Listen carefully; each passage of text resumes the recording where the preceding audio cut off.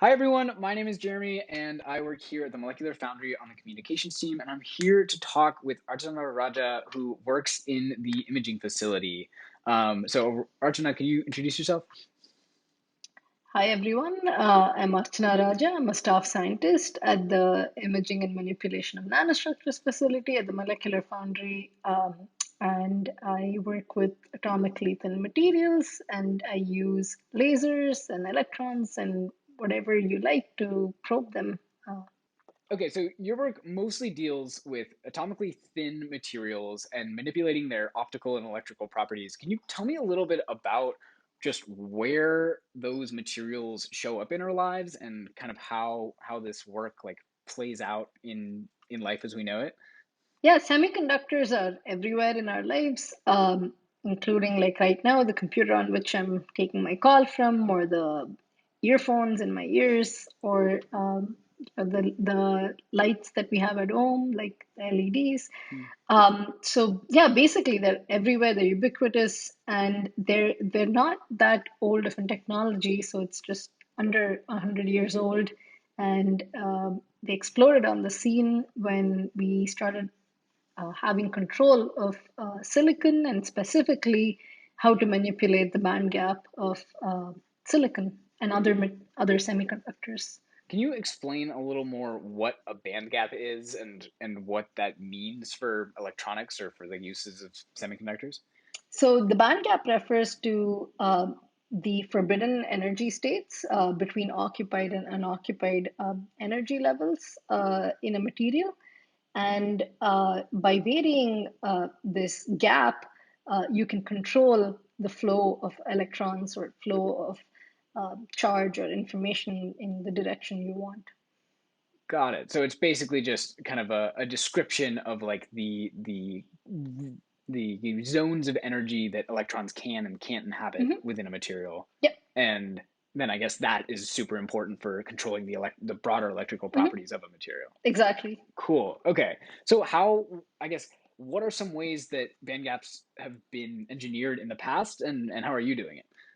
So yeah, traditionally you would use a very sort of perturbative technique. So you can replace atoms in your material, and that can lead to a different band gap. So, like by alloying or by doping, you Hmm. can pull a material, so you can stretch it or you can compress it, and the strain and the stress can change the band gap of a material. Whoa. Um, but all of these techniques, while they can be applied at this atomically thin limit where we are now, the beyond the Moore's law, where we're operating with Hmm. just an atom or a few atoms at a time, these techniques are not always easy to transfer, and Got that's it. where we come in, discovering new phenomena and new ways to do this at the atomically thin limit. Okay. So in the past, we've been able to achieve a lot of this engineering of band gaps and the electrical properties of things by like changing the material itself in certain Mhm. ways, either straining it or adding new things. But that's getting harder and harder as we get smaller and smaller to the Mhm. point where we're working Yeah, like you do with atomically thin. So what are some of the problems you run into at the nanoscale at tiny, yeah. atomically thin So scales? So you can imagine the sort of the favorable or the nice properties of these materials are determined by having the atoms in the place they are. So when you make a super thin material, Sure. so if you imagine um, you want a technique that's not going to perturb all these cool properties that arise at this nanoscale Oh, limit. cool. And so we come up with ways of non-invasively tuning properties by not perturbing the material, but taking advantage of the fact that the material properties are sensitive to the environment and turning it on its head from what you was like a problem, the fact that it's sensitive to the Yeah. environment, to an advantage that, oh yeah, it's sensitive to the environment, so we don't have to mess with the material itself, but let me sort of choose the dye or the paint or whatever you may think of, on my atomically thin canvas to tune the properties of the material without changing the material directly.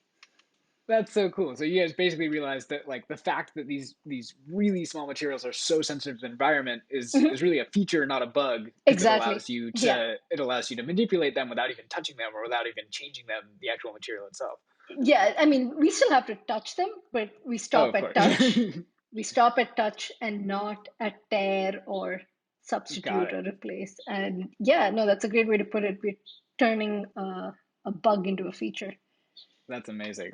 So, can you tell me a little more about what your day-to-day work actually looks like? Like, how do you go about manipulating these materials, manipulating their environments? Uh, what does that look like, and what are some of the techniques or the instruments that you use? So we have access to a lot of really cool instrumentation to fabricate our samples, but at its core, our work can be condensed into a very simple, even basic approach that even a kindergartner could do, which is use scotch tape and peel off crystals to make atomically thin films, and then assemble them under a microscope just the way you would assemble a sandwich. So, except we make very, very tiny sandwich that's super Wow, thin and a few micrometers in size.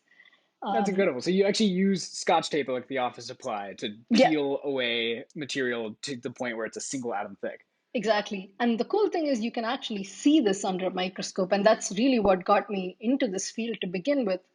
When 10 years ago, when I was a grad student, when I first saw a single atom thick layer, I was like, wow, this is a really powerful way to study these materials using light to look at these materials. Can you tell me more about that? Because it seems to me like materials that exist on the scale of a single atom thick are they're way smaller than the wavelength of light. It seems like they would be impossible to see at all. What are you actually seeing when you look at them, and what does that tell you about them? The interesting thing that happens when you make materials smaller and smaller is that when you confine the electrons and the holes in smaller and smaller spaces, they actually end up interacting so strongly that they couple to light really well, That's simply incredible. because of these extraordinary properties that arise at these length scales. Wow. So at a certain point, as you get smaller and smaller and smaller, you almost stop becoming less substantial, and because of the phenomenon of like compacting all of this activity, all of these electrons into such a small space, you kind of go back up into this realm of like interacting much more strongly Hmm. with the world.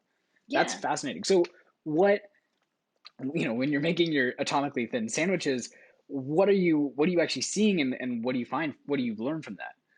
So, one of the things that we found is that if you were to sandwich a semiconductor with a different type of, so say your semiconductor is your filling, and you use different types of bread to create your sandwich, Sure. you can tune the band gap of your material.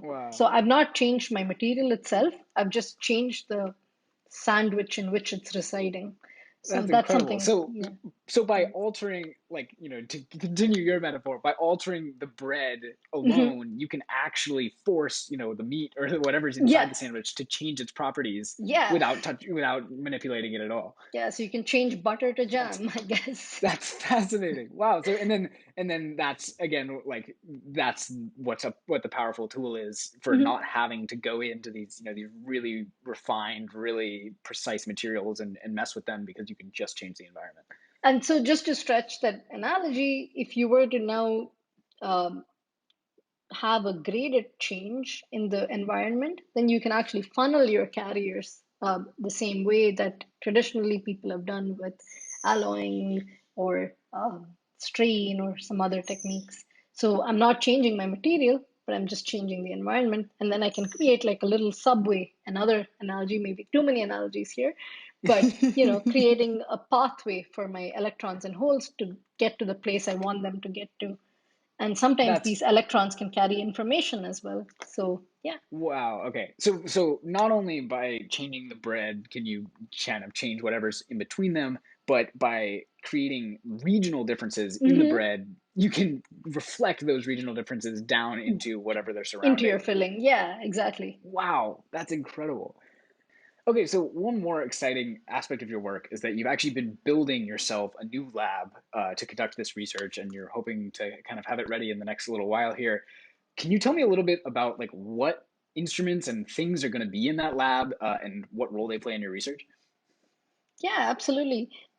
So there are three critical things in my lab: microscopes to see what we're doing, um, light sources to excite our materials, and cryostats, a fancy term for a tiny refrigerator, to cool down our samples all the way to liquid helium temperatures so that we can freeze out all the thermal noise and really focus on the properties of the material itself.